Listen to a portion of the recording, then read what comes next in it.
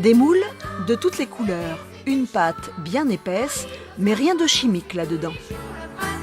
Il y a du beurre bio, du chocolat bio et tout est fait maison. Vous voyez bien comment je galère à l'attraper.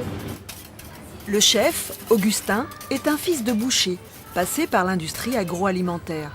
Lassé de la malbouffe, sans odeur ni saveur, notre homme se forme à l'école Ferrandi, puis lance son concept, bio et local. La première garantie que j'apporte à mes clients, c'est ça, c'est que tout est fait maison.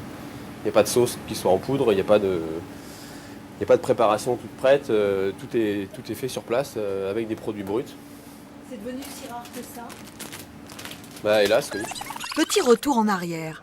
Avant de se concrétiser, le projet a d'abord séduit les internautes à travers le site de financement participatif KissKissBankBank. En quelques mois, Augustin récolte près de 5 000 €, de quoi enclencher la dynamique. La plupart des établissements bancaires que je suis allé voir n'ont pas voulu me soutenir et avaient tous les arguments pour me dire que j'avais pas assez d'apport, pas assez d'expérience, que c'était pas le moment d'ouvrir un restaurant. Donc j'ai voulu augmenter un petit peu mon apport personnel en faisant ce genre de démarche. Et puis c'est aussi l'occasion de tester si le projet il est cohérent, s'il répond à un besoin, s'il y a des gens qui attendaient ça ou pas. Et en ça, c'est très rassurant. En tout, le pactole des internautes ne représente que 5% de l'investissement total, mais l'essentiel est ailleurs, dans le lien qui se tisse entre le restaurant et ses clients. J'ai même le droit de goûter. Moi, je l'ai connu via Facebook, en fait.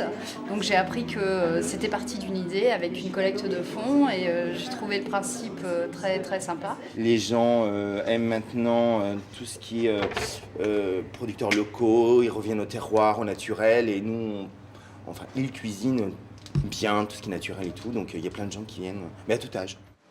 Un resto pas comme les autres, où l'on peut se nourrir et en plus s'instruire ou se divertir.